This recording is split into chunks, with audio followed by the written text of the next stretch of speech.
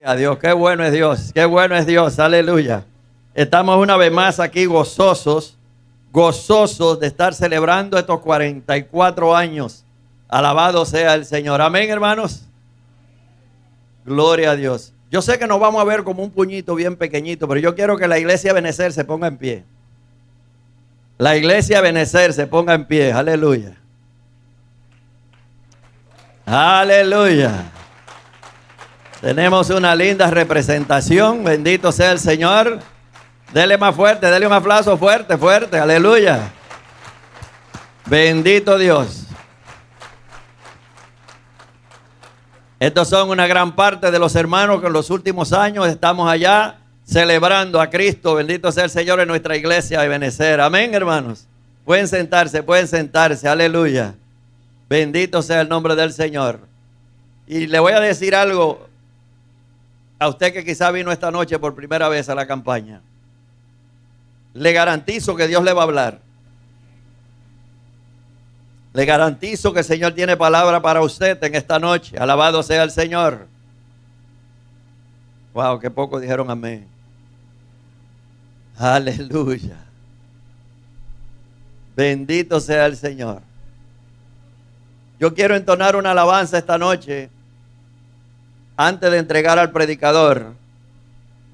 Aleluya, pero me gustaría decir algo de esta alabanza. Si hay alguien en medio nuestro aquí que todavía no ha recibido a Cristo, esta noche es una buena oportunidad para que tú lo hagas eso. Le entregue tu corazón a Jesucristo. Él abrió sus brazos, extendió sus manos para ser clavada en una cruz, para cargar tus pecados y los míos. Derramó su sangre para limpiarnos de toda maldad y de todo pecado. Y esa sangre sigue teniendo la misma efectividad de hace más de 2000 años. Quiero entonar esa alabanza que titula Dos manos. Amén. Dame tu mano, Jesús. Solamente tienes que decirle eso esta noche.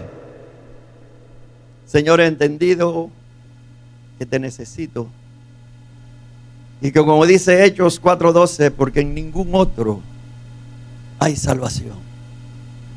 Porque no hay otro nombre bajo los cielos dado a los hombres en el que podamos ser salvos. Aleluya. Bendito sea el Señor. Aleluya, te adoramos, Señor. Y te bendecimos. Te adoramos y te bendecimos. Aleluya. Bueno, esta noche quiero presentar al predicador de esta noche. El predicador de nuestra campaña, vamos a decir. Bendito Dios. El pastor José Manuel Sierra, o Manolo Sierra, como también se le conoce. Alabado sea el Señor. Para aquellos que no vinieron anoche, nació el 2 de octubre del año 1961. Entregó su vida a Cristo siendo muy joven. Al poco tiempo recibió el llamado del Señor para servirle en su obra. Por lo que inmediatamente estudió en el Seminario Teológico de Las Palmas, en Gran Canaria, graduándose el día 31 de mayo de 1981. Desde entonces comenzó su ministerio como evangelista en diferentes lugares en España y Argentina, junto a su esposa Elena y sus hijas Priscila y Miriam. En obediencia al llamado que el Señor puso en su corazón, se trasladó junto a su familia a las Islas Canarias, donde fundó el Centro Evangélico Vida Nueva en Santa Cruz de Tenerife, el cual sigue pastoreando hasta el día de hoy. Alabado sea el Señor. Pastor Manolo Sierra siempre se ha caracterizado por ser un hombre apasionado por el estudio e investigación de las Sagradas Escrituras, incluso llegando, a dominar el hebreo bíblico. Su principal anhelo es favorecer a que el mayor número de personas posibles sean capaces de alcanzar un nivel superior de conocimiento del Señor a través de su palabra. Los canales YouTube y Facebook de la iglesia son los más visitados por la comunidad de cristianas evangélicas del mundo hispanohablante. Pues para muchos, los predicadores, las predicaciones del pastor Manolo Sierra contienen un mensaje muy adecuado para el pueblo de Dios en la actualidad. Y en el día de hoy vamos a escuchar un mensaje muy actualizado para la actualidad, para la necesidad de hoy de este lugar. Amén, hermanos. Yo no creo, conociendo lo poco que conozco del pastor Sierra, no creo que él es de los pastores que va a traer chisme de otras iglesias aquí, diciéndole, eso no es aquí, eso es en Alaska. Sí, porque si es en Alaska y Dios te mandó a predicarlo, bebé, llévaselo a Alaska, no se lo tires a ese maní. Alabado sea el Señor. Bendito sea el nombre de Dios. Alabado sea el Señor. Me encanta el predicadores como Pablo, que a los Corintios le decía lo que necesitaban escuchar y a Éfeso le decía lo que necesitaban escuchar. Aleluya. Amén, hermanos. Sin chistes, sin juego de palabras para decirle las verdades. Bendito Dios. No hay nada mejor que eso, hermano. El que usted le ama o el que a usted lo ama le dice la verdad. Amén. Así que dejemos al pastor Sierra con nosotros en esta noche. Recibámoslo con un aplauso. Bendito sea el Señor. Aleluya. Y como les dije, le garantizo que el Señor le va a hablar en esta noche.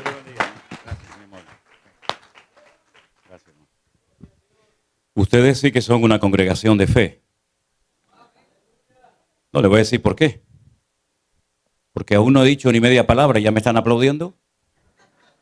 A ver si al final aplauden. Hermanos queridos, es, como dije en el día de ayer, una bendición, un privilegio el poder estar con todos ustedes en esta tarde.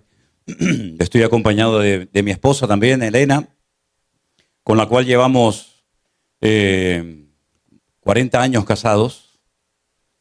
Nos conocimos cuando yo estaba en el ejército. La vi solamente 20 días antes del matrimonio. Tuvimos 7 meses por carta y por teléfono. No existía WhatsApp, no existían los celulares, Facebook, YouTube. Ustedes dirán, pero este hombre ¿cuándo nació? ¿En el siglo XVIII? ¿Cuándo?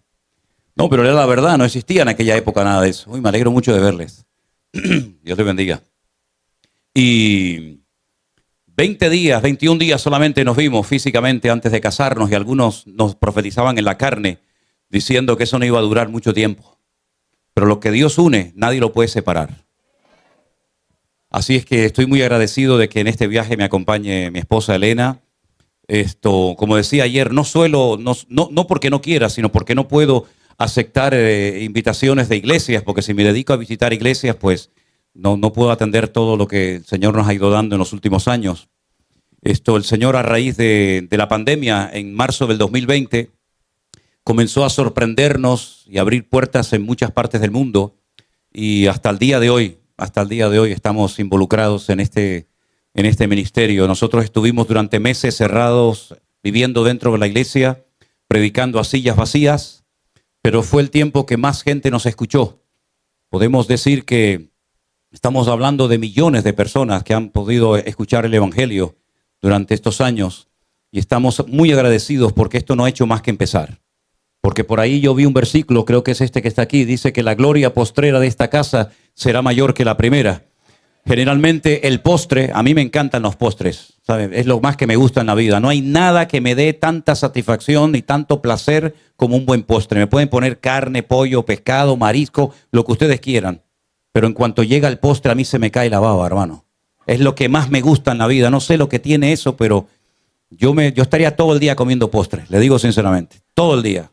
Tengo un defecto cuando me regalan, por ejemplo, cajas de bombones. Y no digo esto para que me regalen nada, porque yo no espero nada de nadie. Pero cuando alguien me regala una caja de bombones, tengo un defecto y es que me la como entera de un golpe. No dice, no, guarda algunos para mañana. Digo, ¿y si me muero esta noche? No dice el refrán, no dejes para mañana lo que puedas hacer hoy. y me como toda la caja de bombones. Es un defecto que tengo, ¿qué quiere que le diga? El postre siempre viene al final y estamos en la época del postre. Espiritualmente hablando, el Señor nos va a sorprender con grandes maravillas, porque el Señor tiene guardado lo mejor para su iglesia en estos últimos tiempos. Dele fuertes aplausos a nuestro Dios. Aleluya, qué bueno es Dios. Qué bueno es el Señor, aleluya. Bueno, yo no tengo la voz del pastor, pero me han pedido que cante un par de canciones. Y me han obsequiado con esta cosa que se llama guitarra, que es una guitarra rarísima. Y necesito un minuto para afinarla, así que yo les voy a pedir un favor. Que nos pongamos de pie un momentito. Ustedes se van a saludar durante un minuto, un par de minutos. Me da tiempo de afinar la guitarra, ¿ok? Y aprendemos un par de alabanzas nuevas en esta tarde con la ayuda del Señor. Dígale a su hermano, hermano, Dios le bendiga. Qué bendición verle. Bienvenido. Y si no lo conoce, preséntese y dígale, hermano, Dios te bendiga. Bendito sea el nombre del Señor. Aleluya. Gracias, mi hermano, pero hoy querías trabajar poquito, ¿no? Te oí flojito. Otro día. Hermanos queridos, para mí ahora es el momento más importante del culto. Porque es el momento en el que ya nosotros no vamos a hablar, ni a pedir, ni a cantar. Es el momento en el que Dios va a hablar. Porque yo creo que cada vez que abrimos la palabra de Dios, Dios le habla a la iglesia. El problema no es que Dios hable o deje de hablar de una manera u otra. El problema es que muchas veces estamos tan distraídos y tan ocupados que no tenemos tiempo para oír la voz de Dios. Pero Dios sigue exactamente hablando hoy en día como hace 1000, 2000, 3000 años atrás. Él no ha cambiado. Somos nosotros los que hemos cambiado. Algunos se han acomodado, se han aburguesado, se han acostumbrado a vivir una vida religiosa, rutinaria y monótona. Pero Dios sigue hablando y dice la Biblia que el que tiene oídos, que oiga lo que el Espíritu Santo le tiene que decir a la iglesia. Y aquí hay iglesias, aquí hay pueblo de Dios en esta tarde. Por lo tanto, Él tiene algo que decirnos a nosotros. Claro que sí, no nos quepa la menor duda. Porque nuestro Dios, como dije anoche, no es como los ídolos de las naciones que tienen boca y no hablan, oídos y no oyen, pies y no caminan. Sino todo lo contrario, nuestro Dios habla. El problema es que a veces habla de una manera que algunos no le entienden, están como en otra frecuencia. Pero Dios viene hablando desde el principio de los tiempos. Siempre ha hablado y lo seguirá haciendo. Y dice la palabra del Señor que las cosas invisibles de Él, como su eterno poder y deidad, se hacen claramente visibles desde la creación del mundo, siendo entendidas por medio de las cosas hechas, de modo que no tienen excusa. El apóstol Pablo, por inspiración divina, dijo que Dios se ha dado a conocer a través de los tiempos, desde el tiempo de la creación. Y el que ha querido entender y conocer a Dios ha tenido oportunidad. Pero dice la Biblia que algunos no aprobaron a Dios en sus vidas, sino que lo expulsaron, lo echaron. Y entonces la consecuencia de haberle dado las espaldas a Dios es que Dios los entrega, Dios se lava las manos y los entrega a una mente reprobada y comienzan a llenar sus vidas de inmoralidad, de injusticia, de perversidad, de avaricia, de envidias, de homicidios, de contiendas, de murmuraciones, y comienzan a aborrecer a Dios en vez de amarlo, honrarlo y servirlo. Hasta el punto que dice la Biblia que comienzan a ser gente desleal, gente infiel, gente traicionera, gente que emplea el poder de la lengua no para sembrar alegría, gozo y bendición en los hermanos, sino más bien todo lo contrario. Así que si dice la Biblia que Dios habla, es importante y necesario ir al principio para ver cómo hablaba Dios. Porque la Biblia nos enseña que cuando, por ejemplo, Dios le hablaba a Abraham lo entendía. Cuando Abraham oyó la voz de Dios que le dijo, sal de tu tierra y de tu parentela, él entendió perfectamente la voz de Dios. Él sabía que ese Dios que lo había llamado era un Dios que le estaba ahora guiando a una aventura de fe, a dejarlo todo y adentrarse en un nivel superior al que hasta ese momento había vivido. Y él deja su casa, su familia, sus amigos, renuncia a su estatus, a su herencia, a todo su patrimonio, para salir a una tierra sin saber dónde estaba esa tierra y cómo iba a ser esa tierra y cuánto tiempo iba a tardar en encontrarla. Y dice la Biblia que por fe salió sin saber a dónde iba. Nosotros cuando nos alistamos, cuando nos preparamos, generalmente sabemos a dónde vamos a ir. Ustedes hoy se prepararon, se arreglaron para venir aquí. Pero Abraham, si alguien lo paraba por el camino, por el desierto, y le preguntaba, ¿a dónde vas? Lo único que podía decir es de dónde venía, pero no sabía a dónde iba, porque Dios no le dio el mapa, Dios no le dio las coordenadas de dónde estaba esa tierra que él y su descendencia iban a heredar. Pero él salió sin saber a dónde iba, pero él sabía que Dios estaba con él. Y salió en obediencia, en fe a ese llamado. Y ese mismo Dios, cuando años más tarde le recompensa con un hijo y tiempo más tarde le pide que a ese hijo lo ponga sobre un altar y lo degolle como si fuera un animal, él no cuestiona la voz de Dios, sino que él sigue entendiendo a Dios. Y esa voz que le habló para decirle que saliera de Ur de los Caldeos era la misma voz que ahora le pedían sacrificio a un hijo. Y él no dijo, no puede ser Dios. Dios nunca ha pedido un sacrificio humano a nadie. ¿Cómo Dios que me ha dado el hijo de la promesa ahora me lo pide en sacrificio? Él no pregunta, él no duda, él no cuestiona a Dios, sino que él entiende la voz de Dios.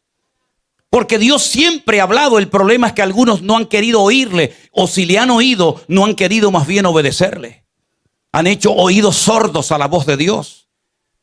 Dice la Biblia que en el Nuevo Testamento, el día que el Señor Jesucristo era bautizado en las aguas del río Jordán por Juan el Bautista, el Padre Dios habló y dijo, este es mi Hijo amado en el cual tengo complacencia. Y se oyó la voz audible de Dios, pero nadie la oyó, más que unos cuantos que estaban allí. Y en otra ocasión, cuando el Padre le vuelve a hablar, algunos dijeron, ha sido un ángel o ha sido un trueno. ¿Cómo se puede confundir la voz de Dios con la voz de un trueno? En otras palabras, hay que afinar el oído, y más en este tiempo final y difícil en el que estamos viviendo, para aprender a oír y a interpretar la voz de Dios. Porque estamos rodeados de sonidos permanentemente, desde que nos levantamos hasta que nos acostamos.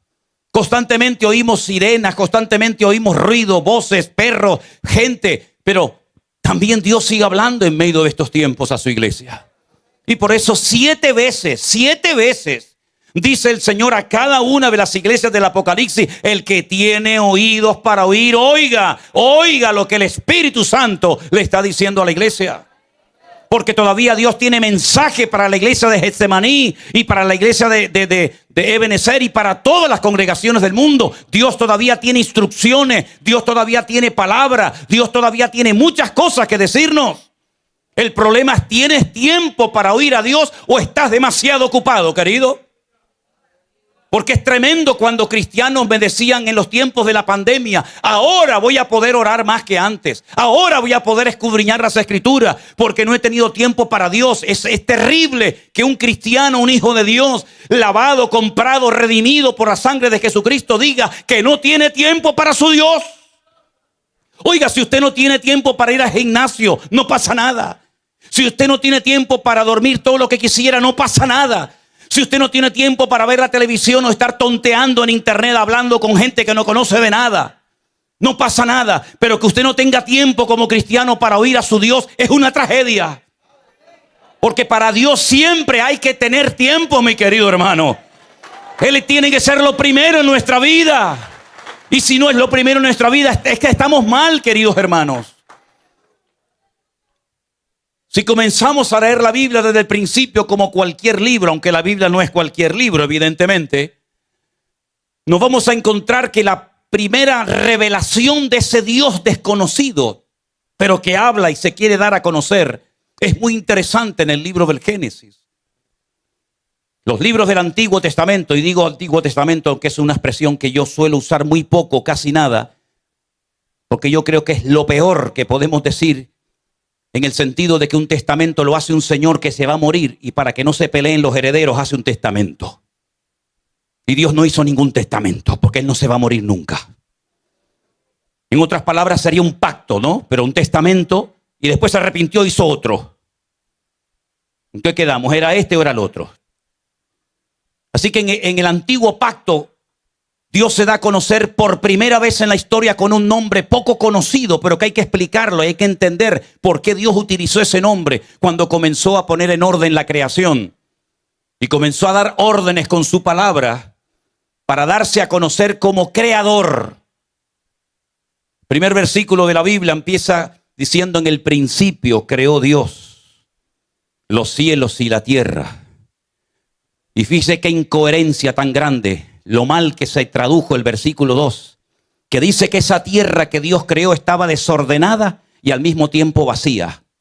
Esto es una incongruencia. Porque si yo entro en este salón y está totalmente vacío, no está ni desordenado ni ordenado, está vacío. Pero ahí aparecen dos palabras que no aparecen en el texto original en hebreo: desordenada y vacía. ¿En qué quedamos? ¿Está vacía? No está desordenada ni ordenada. Pero es lo que aparece en nuestra Biblia. Pero el cura español llamado Casidoro de Reina, nacido en Sevilla, que fue perseguido por la Santa Inquisición en España y tuvo que huir a Alemania y posteriormente a Suiza, él no interpretó ese texto como desordenada, sino dijo desadornada. La tierra estaba desadornada, no había adornos, no había sol, no había luna, no había plantas, no había pájaros, no había nada, no había adornos. Y Dios después poquito a poco lo fue poniendo a cada uno en su sitio. Pero es interesante notar que los libros en el Antiguo Testamento, en el Antiguo Pacto, reciben un nombre diferente a los nombres que tenemos nosotros en nuestras Biblias. Porque en nuestra Biblia nosotros llamamos al primer libro de la Biblia el Génesis. Pero en hebreo se llama el libro de Bereshit porque es la primera palabra que aparece, que tiene 7 letras. Y yo me pegué 3 meses estudiando esa palabra. 3 meses estudiando una sola palabra de la Biblia. Porque son palabras compuestas. Y dice en el texto original: Bereshit bara Elohim et hashamayim vet haaretz. Y el primer nombre que conocemos de Dios, si empezamos a leer la Biblia desde el principio, es un nombre que se pronuncia Elohim. ¿Y quién es ese Elohim? Porque ese nombre que Dios utiliza para crear, para darse a conocer como creador del universo, de todo lo que existe, es un nombre que se utiliza para otras cosas también en la Biblia. Por ejemplo, ¿cuántas veces hemos utilizado a la hora de hablarle a una persona acerca del tema de la idolatría? Éxodo capítulo 20. Éxodo capítulo 20 es un capítulo que, por lo menos en mi época, cuando testificábamos a gente con un trasfondo católico, para mostrarle que la idolatría es abominación ante los ojos de Dios, sacábamos los 10 mandamientos, pero no los del catecismo, que no tienen nada que ver con los de la Biblia. Porque los mandamientos del catecismo, y yo fui monaguillo y me crié en colegios de cura toda mi vida, tanto en Venezuela como en España, los primeros mandamientos no coinciden con los de la Biblia. Y cuando digo la Biblia me refiero a cualquier Biblia, la Nácar Colunga versión católica, la Reina Valera versión evangélica, todas las Biblias del mundo dicen lo mismo. Con el pequeño matiz o diferencia de que los católicos llaman a Dios Yahvé y nosotros le llamamos Jehová, pero dice exactamente lo mismo. No tendrás dioses ajenos delante de mí, dice el primer mandamiento. En hebreo dice, escuche bien esto: Lo yishyeh leja Elohim ajerin al panay. No te pondrás dioses delante de tu rostro, delante de tu cara. Pero acaban de oír otra vez el nombre Elohim. Pero no dice Génesis 1:1 que Elohim, Dios creó los cielos y la tierra. ¿Por qué en Éxodo capítulo 20 se emplea el mismo término, la misma palabra, para decir no tendrás dioses ajenos delante de mí? Es que realmente el nombre Elohim es un nombre masculino en número plural. El género es masculino, pero es tan plural porque en hebreo todo lo que termina en in, una pequeña letra llamada yod con mensofit, siempre es plural masculino. Nosotros para convertir una palabra en castellano o en español en singular simplemente le añadimos una S. ¿Usted tiene una casa? Sí, pero tiene varias. Póngale una S al final, ya tiene casas. ¿Usted tiene un carro? Póngale una S al final, ya tiene carros. Usted tiene un libro, sí, pero tiene varios libros. Entonces póngale una S y ya pasó del género de singular a plural. Ahora tengo libros. En hebreo, para poner masculino plural, se pone la terminación in. Y el primer nombre que aparece en la Biblia para Dios termina en in, Elohim. Luego es un Dios masculino con pluralidad. Y por eso cuando dice no tendrás dioses ajenos delante de mí, tienen que utilizar otra vez la misma palabra, Elohim, porque la traducción literal de Elohim es dioses. Así que tendríamos que leer, en el principio Dioses creó los cielos y la tierra. Eso significa de que hay varios dioses en absoluto. Al Señor tu Dios adorarás y a Él solo servirás. No somos como los romanos, como los griegos politeístas que tenían un montón de dioses. El Dios de la guerra, el Dios del amor, el Dios del vino, el Dios de esto, el Dios de aquello. Tenemos un solo Dios. Pero ese Dios, cuando se da a conocer y oímos su voz por primera vez en la obra creadora de los primeros 2 capítulos de la Biblia, encontramos que ese Dios es un Dios plural. Y nosotros sabemos lo que significa ser un Dios plural, que se manifiesta como Padre, como Hijo o como Espíritu Santo. Y no hay ningún dilema en ese tema. Miren, escuchen una cosa. Yo soy padre de 2 hijas, pero también soy hijo al mismo tiempo. No tengo que dejar de ser padre para convertirme en hijo. Cuando iba a la casa de mi padre, yo era el hijo. Pero cuando estoy con mis hijas, yo soy el padre de mis hijas. Es decir, soy padre e hijo al mismo tiempo. No tengo que desdoblarme como una especie de física cuántica, no salgo de aquí para irme por allá, sino que al mismo tiempo usted es padre, usted es hijo, usted puede ser tío, puede ser marido, puede ser pastor, puede ser amigo, puede ser muchas cosas en una misma persona. Y en el Antiguo Testamento, en los primeros libros, encontramos que ese Dios plural es el que pone en orden la creación. Y comienza a manifestarse como un Dios creador. No pide nada, no hay ninguna orden, no hay ningún mandamiento, no hay ninguna exigencia, sino que Él se está dando a conocer como un Dios capaz de crear de la nada todo cuanto existe. Todo lo que vemos no es producto de la casualidad ni de una evolución, de un proceso evolutivo, porque de la nada no sale nada. Todo lo que vemos es producto del poder y de la intervención de nuestro Dios como creador y como diseñador del universo. El reloj que usted lleva sería un disparate de que usted dijera que ese reloj se creó solo. Que se encontraron por ahí una serie de piezas y se juntaron, se pusieron de acuerdo y salió ese diseño de ese reloj. Todo lo que vemos hoy en día tiene forma, tiene diseño y tiene un propósito y tiene un objetivo que realizar. Este púlpito no se creó solo, alguien lo diseñó, alguien le dio esta medida, esta altura, esta anchura, esta profundidad. Todo lo que vemos en nuestra vida y tenemos, todo tiene un diseño y todo tiene un principio y un fin. Pero nuestro Dios fue el que le dio forma y diseño a todo lo que vemos y puso todo en su sitio. Y esa fue la primera manifestación, lo primero que vemos de Dios en la historia bíblica es que Él es capaz de crear estrellas con el poder de su palabra. Y es capaz de decir, sea la luz, y fue la luz. Aunque no creó el sol hasta el 4.º día. Pero el primer día ya había luz. ¿Qué luz era? Es difícil entender esto, ¿verdad? Porque si dijo sea la luz el primer día y el 4.º día fue cuando hizo el sol, ¿de dónde salía la luz entonces? Pero es interesante ver cómo Dios fue poniendo todo en su sitio. Pero ese Dios que creó todo con el poder de su palabra, salvo al hombre. Porque la primera vez que Dios se agacha y se mancha sus manos es para tomar Adamá. Adamá es un tipo de tierra de la cual extrajo un Adán. En hebreo hay 2 palabras para definir la tierra, Haaretz y Adamá. Haaretz es la tierra en general, de cualquier parte. Pero cuando Dios tomó Adamá, que es una tierra con unas características propias, lo que salió de esa tierra fue un Adamá. Y Dios no creó al hombre con el poder de su palabra, sino lo creó con sus manos y le dio forma y sopló en él aliento de vida y fue el hombre un ser viviente. Y dice la palabra de Dios que ese hombre precioso, ese hombre con comunión con Dios, con alma, con espíritu, con cuerpo, se sentía solo. Incluso el mismo creador dijo, no es bueno que el hombre esté solo. Y el texto hebreo dice que Dios lo cortó. Por la espalda le hizo un corte. Y extrajo de él a su compañera, que en hebreo no dice que creó una compañera idónea, sino una opositora idónea. ¿Entiende ahora, hermano? ¿Entiende ahora? Compañera idónea, ya. Una competidora que te va a alegrar los días, ¿eh? Eso es lo que dice la Escritura. Es interesante, ¿verdad? Y para que no se asustara Adán de lo que Dios iba a hacer, dije, quédate dormido, ya te despertaré. Adán habrá dicho, ojalá me hubiera quedado más tiempo dormido, ¿no? Pero bueno.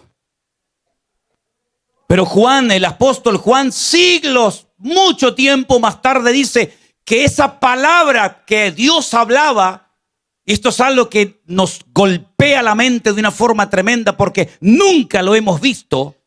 Esa palabra que Dios pronunciaba y que se materializaba en cosas, esa palabra toma forma humana y se encarna y dice que su palabra o el verbo se hizo carne y habitó entre nosotros y vimos su gloria, gloria como del unigénito del Padre. Tremendo, una palabra hecha carne, increíble en la figura del Señor Jesucristo. Y por eso cuando Cristo hablaba, las cosas cambiaban porque el poder de Dios está en su palabra. Y por eso dice, ir por todo el mundo y predicar el evangelio, la palabra de Dios, porque la gente no se va a convertir si no escuchan, si no se exponen ante la espada del Espíritu que penetra, ¿verdad? Y saca a la luz todo lo oculto y todo lo que no agrada y honra al Señor. Pero antes de que esa palabra se humanara y se encarnara en Cristo y nos hablara a través del Hijo, el Señor saca a un pueblo llamado Israel y lo lleva 50 días después de la salida milagrosa de Egipto y lo obtiene debajo de una montaña llamado el monte Sinaí. Y allí Moisés sube y por primera vez en la historia, la palabra de Dios ahora se puede escribir y se puede leer. Y no le ha llamado a usted nunca la atención que un pueblo de esclavos, un pueblo que estuvo en la opresión en Egipto durante muchísimo tiempo, fuera capaz de leer y de escribir. Es interesante notar que en Israel nunca ha existido gente analfabeta. Siempre todos han sabido leer y escribir. Por eso el regalo que Dios le hace a su pueblo, 50 días después de que salen de la presión de Egipto, les regaló un libro que lo conocemos como el Pentateuco o el Jumash, o la ley de Moisés. Los primeros 5 libros de la Biblia, Génesis, Éxodo, Levítico, Números y Deuteronomio. Ahora esa palabra no solamente la podemos oír de los labios de Dios, sino que ahora la tenemos en nuestro propio idioma y podemos conocer la palabra. Y esa palabra nos habla y nos ministra y nos calienta el alma y nos inspira. ¿Con qué limpiará el joven su camino? Con guardar tu palabra. Y lámpara es a mis pies tu palabra y lumbrera mi camino. Y esa palabra la tenemos en nuestros propios idiomas, hermanos.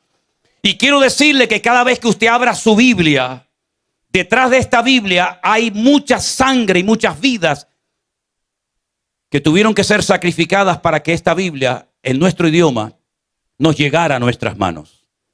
Aquel sacerdote católico se reunió una noche en un monasterio de la Cartuja en Sevilla y se reunieron todos los curas que sabían leer y escribir y conocían las lenguas bíblicas como el hebreo y el griego y tuvieron que hacer una reunión porque la Santa Inquisición estaba matando a diestra y a siniestra en España y en muchas partes del mundo. Incluso fueron capaces de venir a Latinoamérica, como por ejemplo el Perú, y también fueron a México y a otros lugares.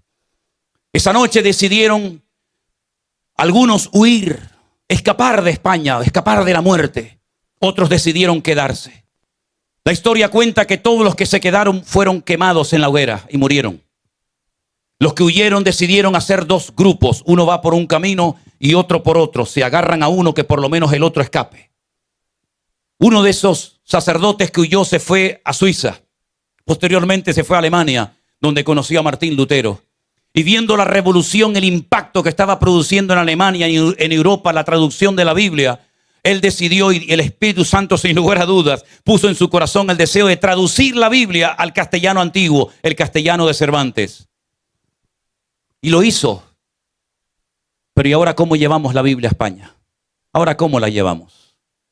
La gente no sabe leer y escribir. Estamos hablando de hace muchos siglos atrás.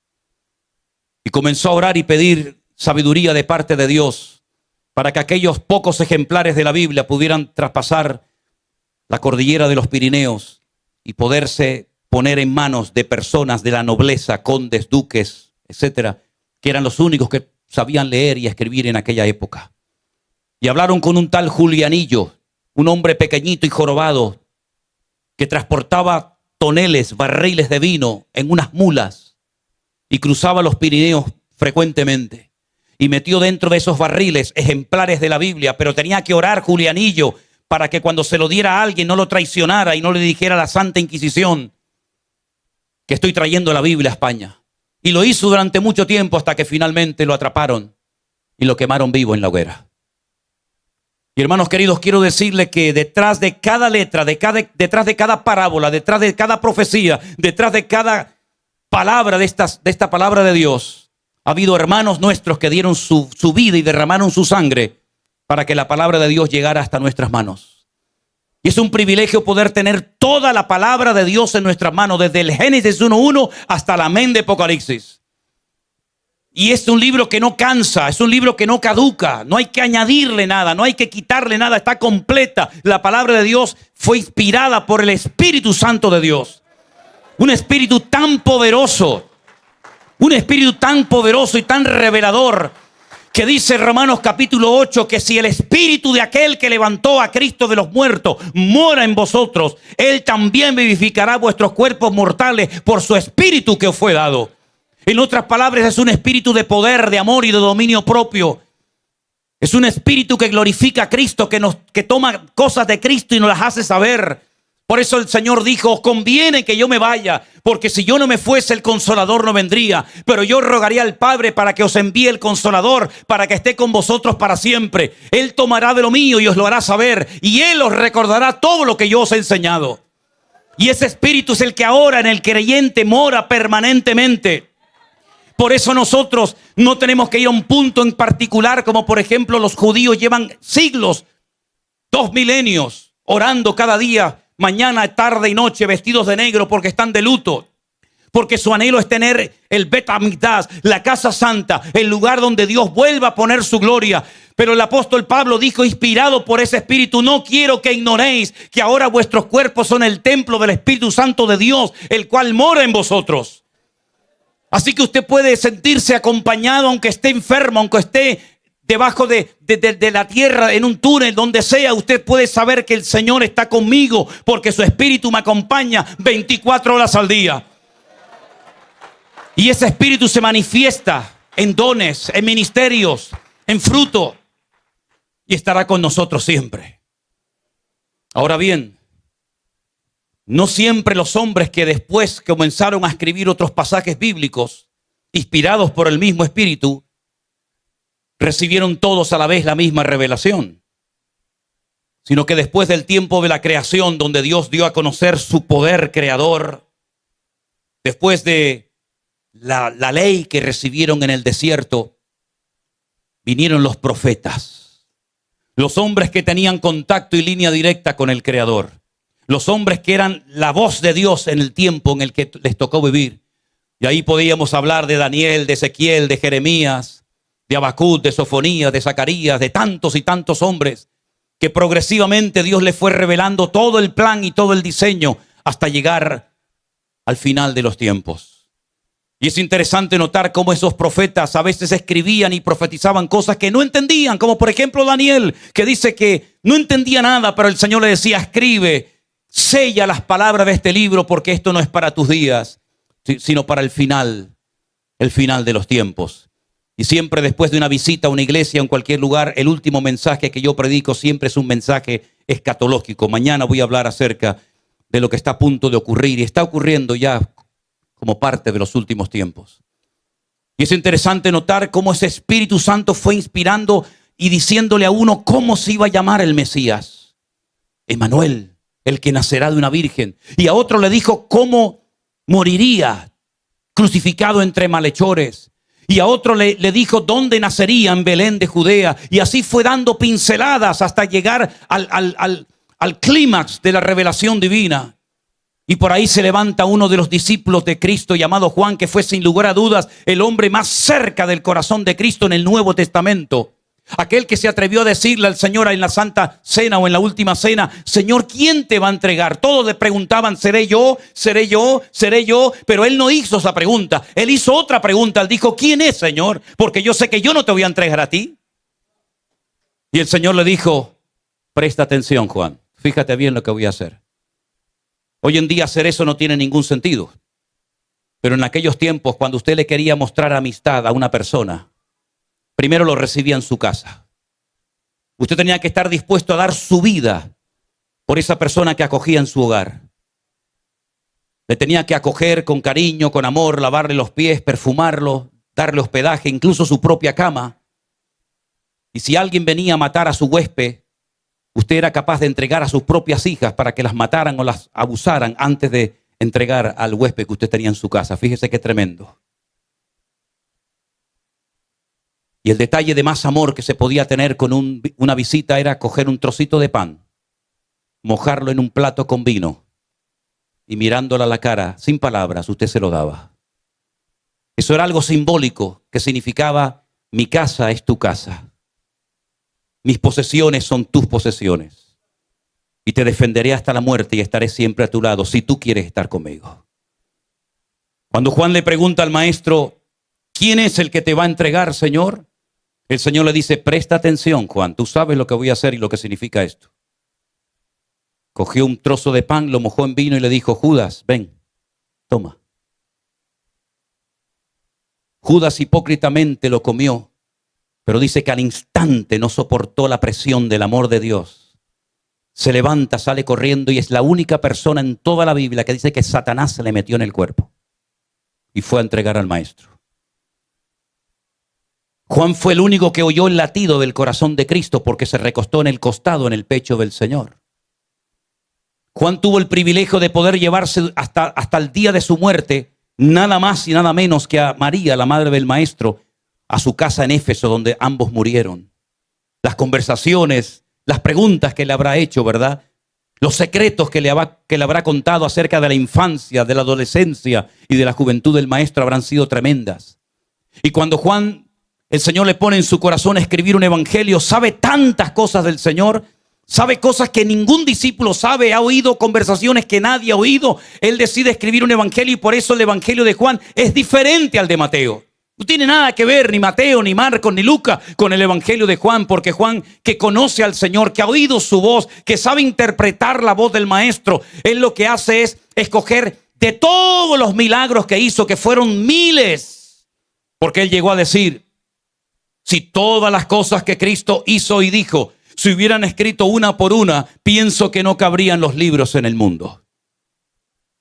Pero de todos los milagros que el Señor hizo, que no están todos en la Biblia, evidentemente, Él escogió 7. Solamente 7. Y no lo llamó milagros, lo llamó señales. Señales que muestran algo, señales que nos dan una información, como cuando usted va en la autopista, como cuando usted va en la carretera, usted va viendo señales, usted va viendo información, ¿verdad? Por aquí se va a esta ciudad, por aquí se va a la otra ciudad, hay un límite de velocidad, hay un stop delante, etcétera, ¿verdad? Él llama a esos 7 milagros, los llama señales, porque van a ser señales que van a revelarnos la esencia del Señor. Y por ejemplo, Él es el único que cuenta cuál fue el primer milagro de Cristo. Él convirtió el agua en vino en las bodas de Caná de Galilea. Dijo: llenar las tinajas hasta arriba. Llenarlas hasta arriba de agua. Los que llenaron las tinajas de agua sabían perfectamente que dentro había agua. Y ahora le dice: cojan y sirvan el vino a los que están sentados en las mesas. Era un acto de obediencia tremendo, porque si yo me acerco y le echo un vaso de agua al novio o a cualquier invitado, lo estoy insultando, me estoy burlando de él en su propia cara. Pero él me ha dicho que meta el cucharón y que le saque agua, pero cuando lo hicieron en obediencia se convirtió automáticamente en vino. Y cuando lo probaron dijeron: ¿de dónde sacaste este vino tan bueno? Y es que el Señor, nuestro Dios, es el Señor de la calidad. Él le da calidad a nuestra vida. Nuestra vida era un desastre. Éramos como la tierra en tinieblas, desordenada y vacía. Pero cuando Cristo vino a nuestra vida, le dio calidad de vida. Nos levantó del polvo, rompió nuestras ataduras, nos echó fuera los demonios que teníamos y nos dio vida y vida en abundancia. Aleluya. Y por eso nuestra vida ahora tiene color, tiene sabor. Y por eso somos tremendamente atractivos para el diablo, porque el diablo sabe que todo lo que tú tienes, él lo podía haber tenido. Pero dice la Biblia que el que se humilla será enaltecido y el que se exalta será humillado. Él perdió todo, no tiene amigos, no tiene familia, no tiene padre, no tiene iglesia, no tiene pastor, no tiene nada. Es un ser amargado, pero nosotros por el contrario vamos de gloria en gloria, de victoria en victoria, de triunfo en triunfo y de bendición en bendición. Porque mi vida estaba vacía hasta que Él la cambió y le dio calidad. Aleluya. Pero Juan dice, pero hay más cosas que yo sé del Señor. ¿Cómo las cuento? ¿Qué puedo contar para que la gente entienda el poder de mi Señor? Y entonces dice, voy a contar que un día vino un hombre y le dijo, tengo un siervo gravemente atormentado. Y el Señor hace la demanda de ir y le dice, no hace falta que vengas porque yo soy un hombre bajo autoridad, de autoridad. Y le digo a un soldado, ven, y viene. Y le digo a otro, coge esto y vete para allá, y se va. Y entonces en el capítulo 2 encontramos al Señor de la calidad, pero en el 4 lo vemos en el Señor del espacio, porque le dice, ve y tu criado ha sido sanado ahora mismo. Él está intentando con ese milagro enseñarnos a todos los creyentes hoy en día que no importa dónde esté tu familiar, no importa dónde esté tu hijo descarriado, no importa dónde te encuentres, la palabra de Dios viaja y llega y te toca, te bendice y te sana donde tú te encuentras, mi querido hermano. Bendito sea Dios. Y algún creyente aquí presente puede decir, bueno, yo sé que puedo orar por un hermano en la China, que puedo orar por una persona que no está aquí presente, pero ¿y si lleva mucho tiempo esclavo de la droga? ¿Y si lleva mucho tiempo atormentado por demonios? ¿Y si lleva un montón de años descarriado, tirado por las calles como un perro? Juan dice, hay otro milagro que Él hizo. Y vamos al capítulo 5 y lo encontramos en el estanque de Betesda, donde la gente esperaba algo que nunca pasó. Esperaban la visita de un ángel que dice que de vez en cuando descendía y movía el agua y el primero que se metía era sanado. Nunca se sanó a nadie en Betesda. Era una leyenda popular que se había corrido de padres a hijos, de generación en generación. ¿Por qué no iban al templo a ser sanados? Porque en el templo había inmoralidad, en el templo había corrupción, en el templo había relajo, en el templo ya no estaba la gloria del Señor. El Señor dijo, me habéis convertido mi casa de oración en una cueva de ladrones. Y la gente prefería irse a un estanque de aguas putrefactas, donde no pasaba nada, esperando que un ángel viniera, hasta que un día apareció el maestro y le dice a uno, ¿cuánto tiempo llevas ahí tirado, querido? Y le dice, llevo 38 años aquí. Muchos años, 38 años esperando algo que nunca vas a recibir. La Biblia dice que lo que uno espera, si no viene y lo recibe, se convierte en un tormento al corazón. Una esperanza muy sincera, pero equivocada completamente. Una creencia errónea. Levántate, toma tu lecho y anda. Y el Señor, lo que no hicieron 38 años de larga espera, lo cambió en décimas de segundo. Y ahora es el Señor de la calidad, el Señor del espacio y el Señor del tiempo. Aleluya. Porque para Dios no hay tiempo. Él tiene todo el poder en el cielo, en la tierra y aún debajo de la tierra. Bendito sea Dios. Pero ¿y cuando tengo necesidades, pastor? Cuando no puedo llegar a fin de mes y pagar mis deudas. Le dicen los discípulos, Señor, hay una multitud hambrienta, dile que se vayan. Dice, no, aquí no se va nadie. No solamente no se van a ir, sino que ustedes le van a dar ahora de comer. Y eso es lo que nos está diciendo el Señor a los ministros del Evangelio hoy en día. Denle de comer a las multitudes. Denles de comer. Saben tanta Biblia, se han preparado tanta escuela bíblica, tienen tanta gente, tienen tantas cosas. Dale de comer a la gente. Dales palabra a la gente, porque lo que va a cambiar el mundo no es ni tran, ni trun, ni trin. Lo que va a cambiar el mundo es el poder de Dios y la predicación de la palabra. Eso es lo que va a cambiar la gente. Dadle vosotros de comer, señores, que no tenemos nada, no tenemos recursos. Bendito sea Dios. Cuando no tienes nada es cuando lo tienes todo. Cuando no tienes nada es cuando te haces dependiente. Cuando no tienes nada tienes que orar más. Y cuando no tienes nada te bajo los humos y te quito las plumas del pavo real que llevas encima. Y te tienes que tirar a tierra y decir, Señor, no tengo nada. Y el Señor dice, ahí te quería llover, amigo. Pero el Señor coge los panes y los peces, poquitos, pero con la bendición de Dios, lo poco llega y sobra. Y ahí vemos al Señor de la cantidad que de lo poco hace mucho con la bendición del Señor. Y en el mismo capítulo 6 lo vemos caminando por encima de las aguas. El Señor que domina la creación, porque en el capítulo 1 de Génesis, Él la creó y Él la domina. Pero en el capítulo 9 nos encontramos con una tragedia terrible. Los discípulos, como los judíos eran y siguen siendo muy supersticiosos, y ven demonios por todos los lados e interpretan incorrectamente muchos aspectos y circunstancias de la vida. Se encuentran con un hombre que tiene las cuencas de los ojos vacías no tiene globo ocular y le dicen, Señor, qué Dios mío, qué tremendo, qué pecado terrible tuvieron que cometer sus padres para tener un hijo así. O incluso él, qué pecado tremendo cometió para no tener ni el globo ocular, lo tiene vacío. Y el Señor dijo, no se confundan, queridos. Esto no va así. No es que pecó ni este ni su padre, no estén siempre dándole una interpretación incorrecta a la circunstancia. Este nació así para que hoy todos ustedes sepan que la gloria de Dios se va a manifestar en él. Porque el Señor no lo domina nada ni nadie. Bendito sea Dios. Pero llega en el capítulo, ese era el 9, llega en el capítulo 11 la prueba final. 2 hermanas desesperadas llaman al maestro. Lo han atendido durante toda la vida en su casa, lo han atendido a cuerpo de rey, nunca les ha faltado nada. Además, el Señor siempre viene con gente. Y usted sabe que cuando uno llega a la casa, le dice a la esposa, vengo con 7 amigos que van a comer, te va a decir, ven un momentito, vamos a hablar a la habitación. Dice, ¿qué estás haciendo? ¿A quién has traído? Marta y María sabían que el Señor siempre venía acompañado con un montón de gente. Y siempre lo trataron bien. Y solamente le pidieron un día un favor, uno solo. Mandan a un mensajero y le dicen, dígale al maestro, al Señor, que su amigo, el que él ama, está muy enfermo, está muy grave. Ellas sabían que el Señor Jesucristo era una persona muy ocupada, muy atareada, siempre atendiendo a los demás. Y sabía perfectamente, el Señor sabía perfectamente que la enfermedad de Lázaro era muy, muy complicada, porque si no, no le hubieran mandado ese mensaje. Pero lo curioso es que el Señor no llegó en el día que lo llamaron, sino 4 días más tarde.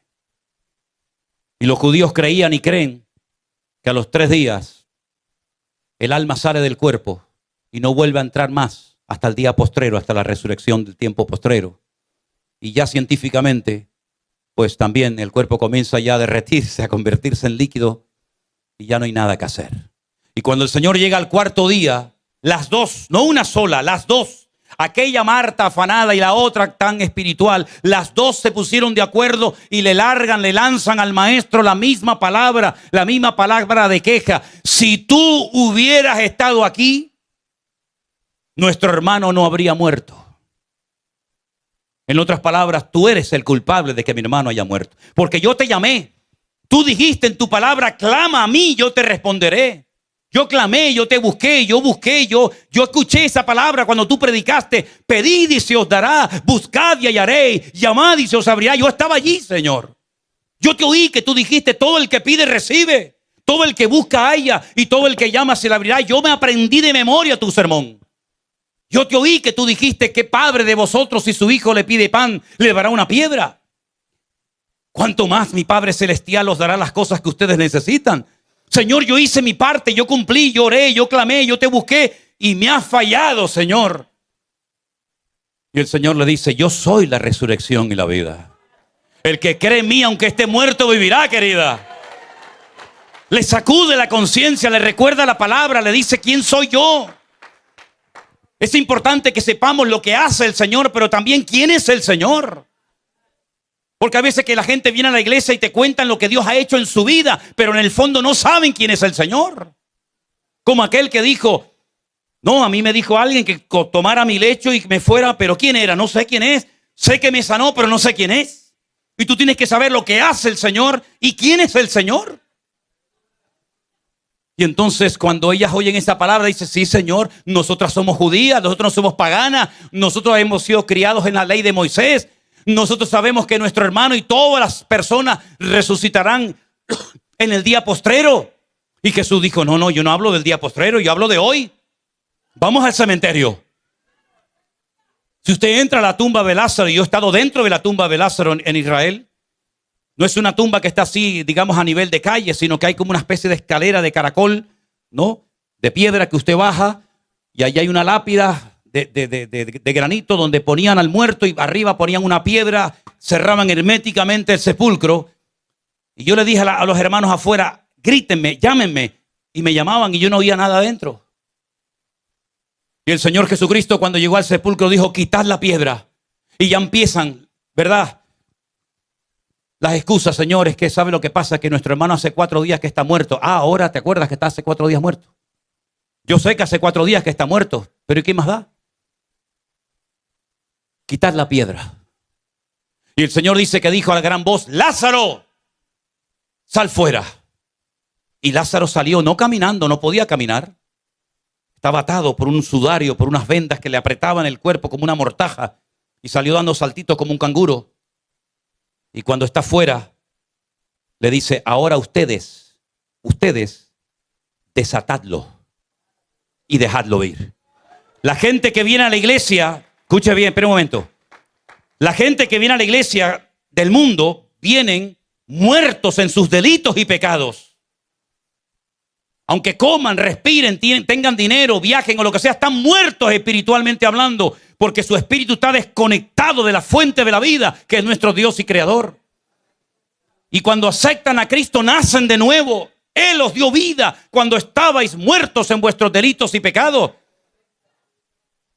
Pero ahí sigue con sus ataduras, con sus complejos, con sus traumas, con sus paranoias del pasado. Y entonces para eso está la iglesia, no para complicarle la vida a la gente, sino para desatar las ataduras de la gente, para que la gente sea feliz y puedan disfrutar de la vida, mi querido hermano. No le pongamos más ataduras a la gente de las que ya tiene. Como decía el Señor, ustedes son capaces de recorrer tierra, mar y todas partes, y cuando ganan a una persona para vuestra causa lo convierten en 2 veces más hijo del diablo que antes.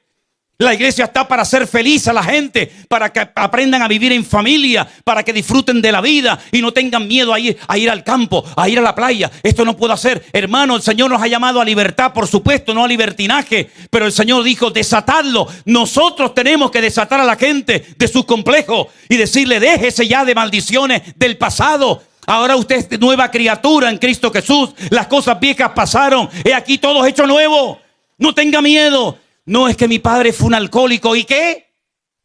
Es que mi bisabuelo fue un hombre muy malo.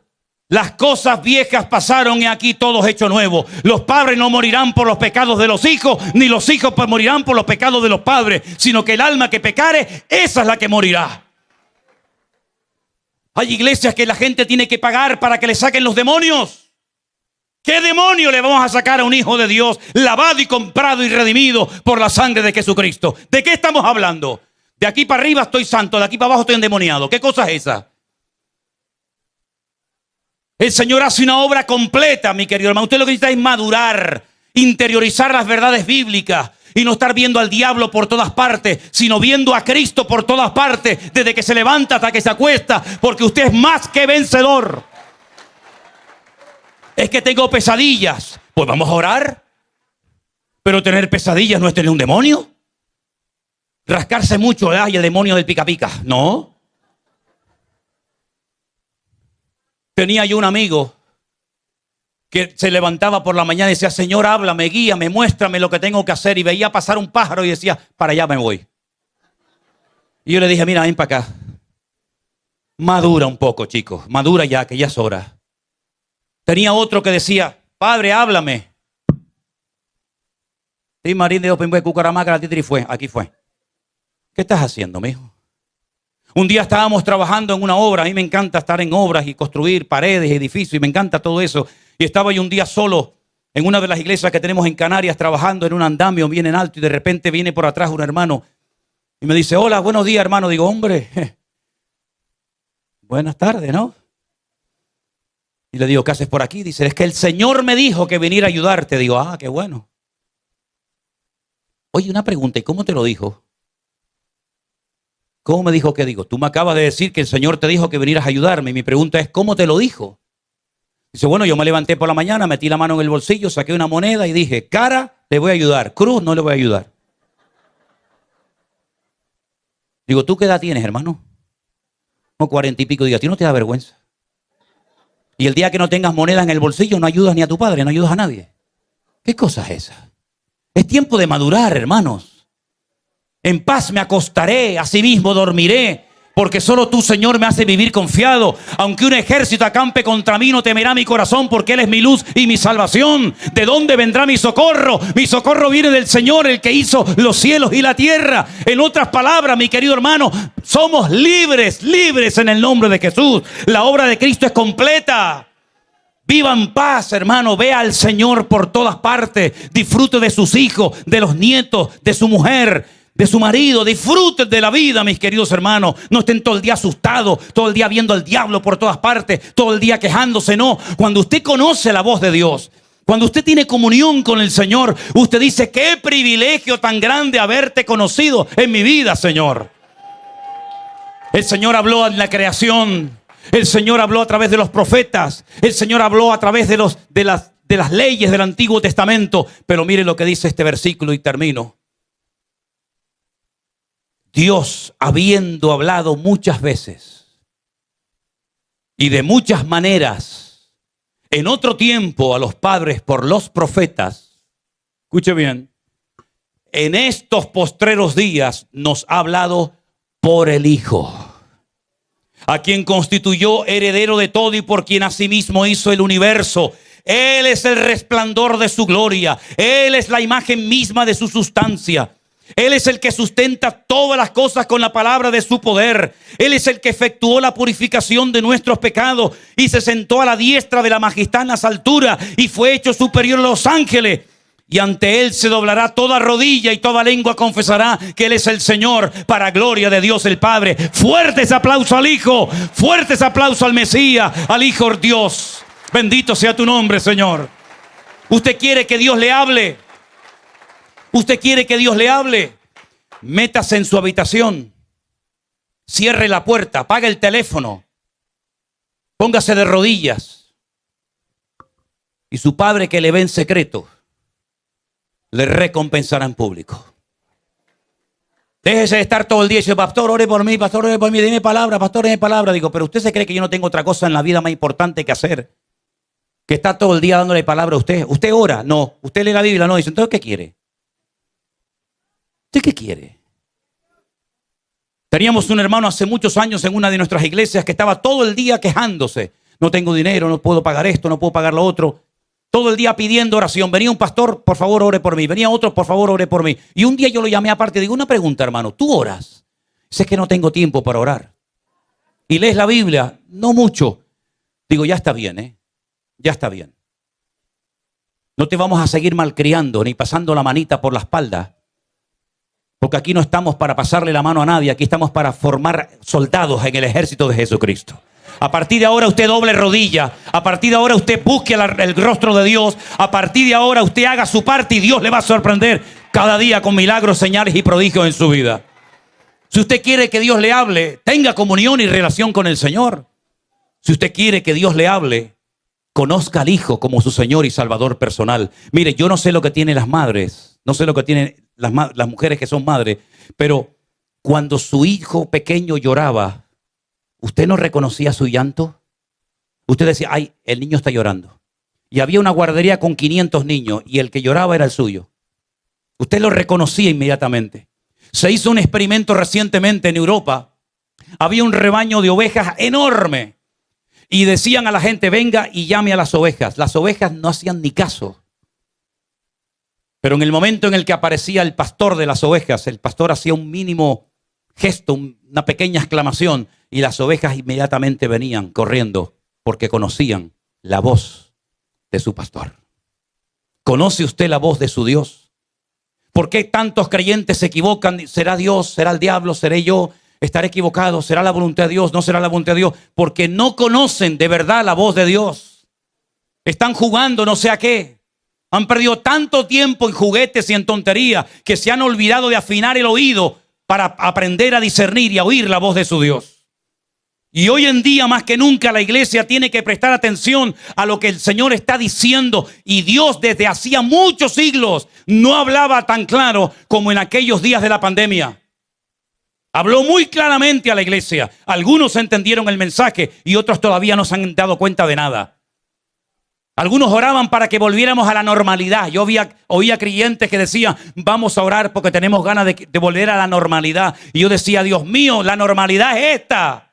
Esta es la normalidad. Tener tiempo para orar, tener tiempo para la familia, tener tiempo para leer tu palabra. Esta es la normalidad. Debería ser lo normal y no todo lo contrario. Hay creyentes que llegan a la cama tan cansados después de haber trabajado todo el día que no tienen tiempo para orar. Pero dicen: Señor, bendíceme, guárdame todo. Amén. Pero ¿cómo va usted a vivir una vida cristiana de esa forma tan mediocre, tan pobretona, tan anoréxica, espiritualmente hablando?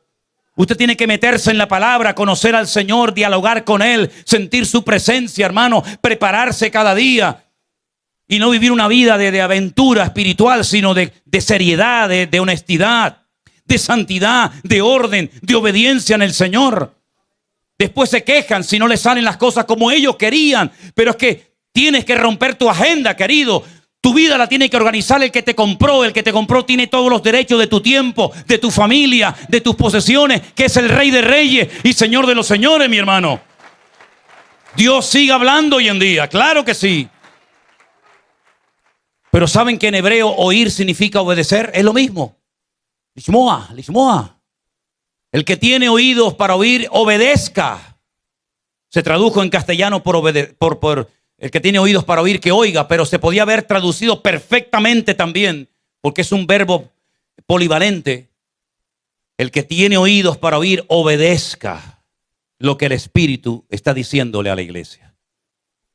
¿Usted está dispuesto a obedecer las órdenes que el Señor le da o no quiere que nadie le mande? Porque hay gente que es así, a mí nadie me manda. ¿Cómo que nadie te manda? ¿Ya no vivo yo? Cuando te bautizaste, ¿te acuerdas cuando te bautizaste? ¿Te acuerdas dónde fue y quién lo hizo? ¿Qué estabas diciendo ese día, hermano y hermana? Quiero morir. Quiero morir a mi antigua vida, a mis pasiones, a mis deseos, a mis caprichos, a mis tonterías. Quiero morir a mi pasado y quiero vivir solamente para Cristo. Eso fue lo que me transformó a mí la vida. Yo no creía en iglesia, no creía en pastores, no creía en Biblia, no creía en nadie. Habían demonios en mi vida que me atormentaban permanentemente. Y cuando yo llegué por primera vez a una iglesia y me predicaron del hijo pródigo, al principio me enfadé muchísimo. Porque pensé que mi madre le había ido con el cuento al pastor y le había contado toda mi vida, que era un hijo rebelde, que había robado, que había no sé qué. Y ella me decía, no, mamá, yo te prometo que yo no le dije nada. Y yo no le creía. Y después me di cuenta de que era el Señor el que me estaba hablando ese día. Cuando yo ese día entendí que alguien en el universo se había humanado, se había encarnado y había venido a este mundo. Y había llevado el peso de mi pecado, de mi culpabilidad, de la basura que llevaba por dentro. Y se lo había llevado a una cruz. Y había muerto en mi lugar en una cruz. Y lo habían metido en una cueva, en un sepulcro durante 72 horas. Aparentemente se había terminado todo. Ya no hay milagros, ya no hay sanidades, ya no hay liberaciones, ya no hay nada. Ahí te quedas. Pero que al tercer día le salió, perdonen, el tiro por la culata al diablo, porque la piedra no pudo detenerlo, sino que él resucitó victoriosamente por la eternidad. Cuando yo entendí aquello, cuando yo fui capaz de entender que alguien había ocupado mi lugar, que había muerto en una cruz y que había resucitado al tercer día, yo me dije a mí mismo, ya sé a lo que me voy a dedicar hasta el día que me muera. Le voy a contar a todo el mundo esto que ha sucedido. Porque esto es lo más grande que un ser humano puede hacer en esta vida, y es servir al Señor. Mi padre me decía, pero Manolo, ¿y de qué vas a vivir? La obra en España es muy pequeña, las iglesias apenas crecían en aquellos años, había muy poca obra. ¿De qué vas a vivir? Saca una carrera, haz unos estudios, aprende un oficio primero. Me metían una cosa, me metían otra, porque si te fallas, me decía él, si te falla la obra, por lo menos podrás vivir de tu profesión. Y yo le decía, papá, ¿cómo me va a fallar el Señor? Dios no me va a fallar. Un empleado puede perder su trabajo, un empresario puede perder su empresa, pero yo nunca perderé mi trabajo, porque la mies es mucha y los obreros son pocos. Y llevo más de 40 años sirviendo al Señor y prácticamente nunca o casi nunca le pido al Señor cosas materiales. Pero el Señor no para de sorprendernos. Mira, hemos comprado por fe una finca en Alicante, en España, porque el sueño que yo tuve durante años era poder tener un lugar para hacer campamentos, retiros, para que pastores con pocos recursos puedan irse con sus esposas y su familia a desconectarse y a descansar un poco, renovarse espiritualmente. Y el Señor nos ha concedido ese lugar hermoso. Pero era una finca que hacía más de 4 años y medio que estaba totalmente abandonada. Había que pintar, había que arreglar muchísimas cosas. Y yo le dije, Señor, si tú nos das ese lugar, yo sé que tú cuando empiezas una obra la terminas. Raro es el día, créame, raro es el día que no llama a alguien, que no nos escribe a alguien, o para ir a ayudar allí a trabajar, o con una ofrenda para poder comprar cemento, arena. Hoy tuve que dar 3.300 euros a uno de nuestros pastores para comprar 14 colchones, camas, almohadas y montones de cosas. Y Dios nos sorprende de una forma tremenda. Aún no había empezado el culto y una hermana se me acercó y me dice, hermano, esta ofrenda que ni la he abierto, esta ofrenda es para la obra en Alicante. Estaba este verano trabajando, cortando árboles y limpiando el terreno, y me llama nuestro pastor de San Francisco y me dice, pastor, le vamos a mandar una ofrenda de tanto dinero para la obra.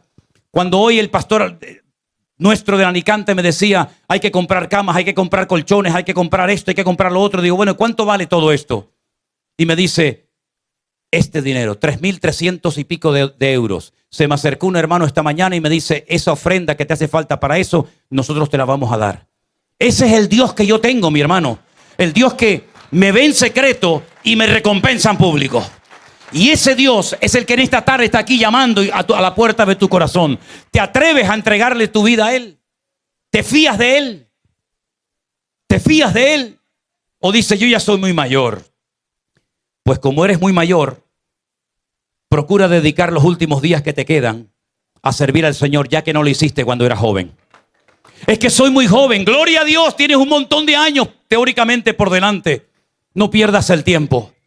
Atrévete a hacerle esta oración al Señor y termino. A veces cuando digo termino, me olvido de que ya he dicho 3 veces voy a terminar. Pero atrévete a decirle esto al Señor. Señor, ¿qué quieres hacer con mi vida? Eso nada más. Señor, ¿qué quieres hacer con mi vida? Si tú haces esa oración, sinceramente, Dios te va a hablar. Pero puede ser que lo que te diga no te guste. Que no coincida tu voluntad con la de Él, haya un choque de voluntades. Pero te recuerdo lo que dice las palabras, que la voluntad de Dios es santa, agradable y perfecta. Y hoy el Señor nos está hablando a través de su palabra y a través de su Hijo que está aquí presente. No hagas oídos sordos. Porque hoy es una oportunidad preciosa que el Señor te está dando para que tu vida cambie. Yo no sé cómo ha sido tu cristianismo, yo no sé cómo ha sido tu vida cristiana delante del Señor, porque no conozco prácticamente a la inmensa mayoría de ustedes. Por eso hablo con esta libertad. Pero lo que está bien claro es que tú tienes que madurar, porque los tiempos que se avecinan van a ser tiempos muy complicados y muy difíciles. Y el Señor está buscando hombres y mujeres y familias enteras consagradas y comprometidas con Él. Por eso está hablando y hablando y hablando y hablando. Y a mí se me entiende muy claro cuando hablo, ¿eh? No hay que ir a una universidad y decir, ¿qué dijo este caballero? Hoy el Señor está golpeando a tu corazón. No hagas oídos sordos ni te hagas el tonto, porque tú de tonto no tienes nada. Cierra tus ojos ahí donde estás y acepta el desafío que hoy el Señor te pone delante. Ven a Jesús, humillado, arrepentido, de verdad, de corazón, y deja que el Señor hoy transforme tu vida, tu familia, tu hogar. Oye la voz de Dios en medio de las circunstancias. Hay cristianos aburridos, hay cristianos deprimidos, hay cristianos tristes, porque como no hacen nada, se aburren, se deprimen y están siempre buscando un juguetito para entretenerse. Pero si tú verdaderamente vas en serio con el Señor en esta tarde, te aseguro, mi querido hermano y amigo, que tú no te vas a aburrir nunca más, porque hay mucho trabajo que hacer, mucha obra que realizar. Escuchen bien esta tarde todos los que están aquí presentes. Procuremos estar lo más quietos posible, por favor. Vas a aceptar el llamado y el desafío de Dios hoy en tu vida, mi hermano y amigo. Si tú no has conocido nunca a Cristo como tu Señor y Salvador, hoy lo puedes hacer, entregándole su vida a Él, tu vida a Él. Pero también a los creyentes les llamo en el nombre del Señor, mi Dios.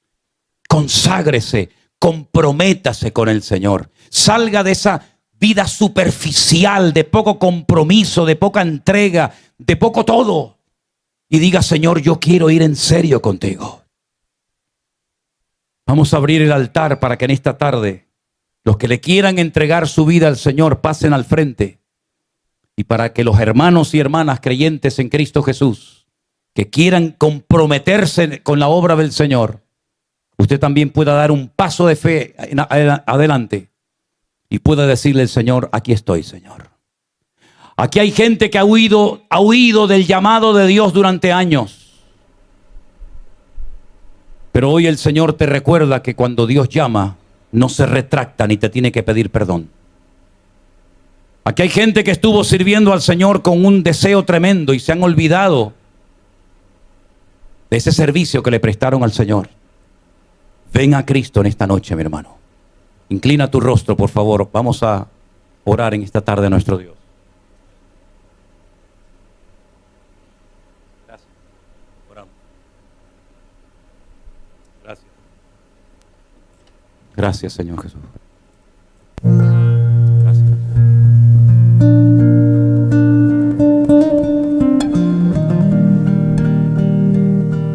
Aleluya. Toca corazones en esta tarde, Señor. Levanta jóvenes, Señor, que quieran servirte en tu reino, Padre. Si usted quiere responder al llamado del Señor, venga al frente en este momento mientras cantamos esta alabanza a nuestro Dios. Todos nos ponemos de pie, por favor.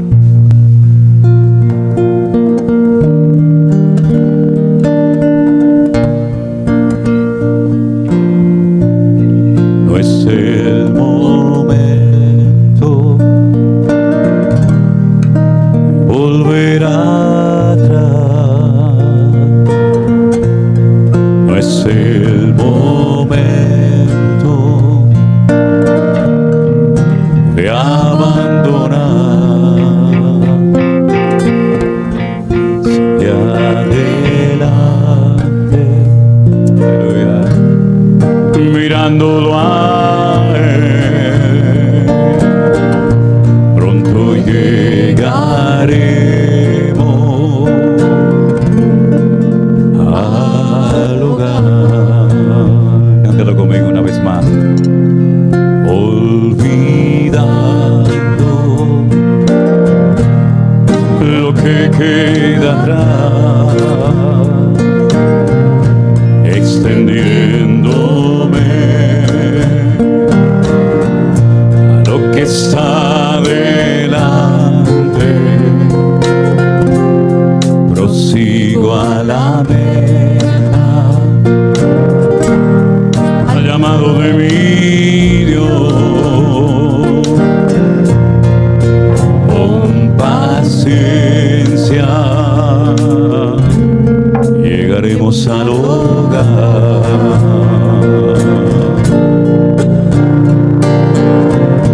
Digan débil, fuerte soy en Dios.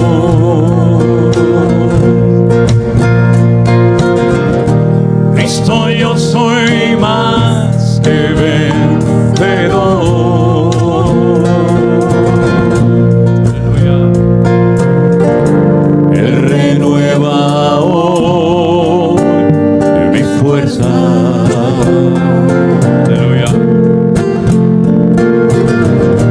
Hay victoria en el nombre del Señor. Aleluya. Todos. Digan débil, fuerte soy en Dios.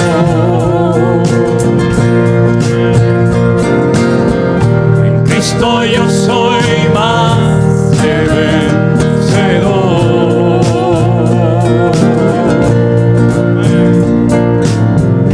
Él renueva hoy mi fuerza.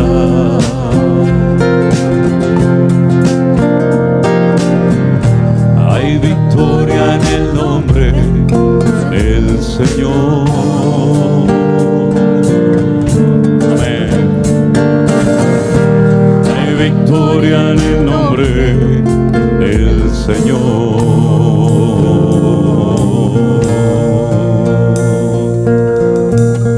Pase adelante si usted en esta tarde quiere poner en práctica la palabra del Señor. No tenga ningún temor, salga de su asiento y aquí estaremos orando juntos a nuestro buen Dios. Adelante, hermanos, hermanas. Aleluya. No es el momento de volver atrás. No es el momento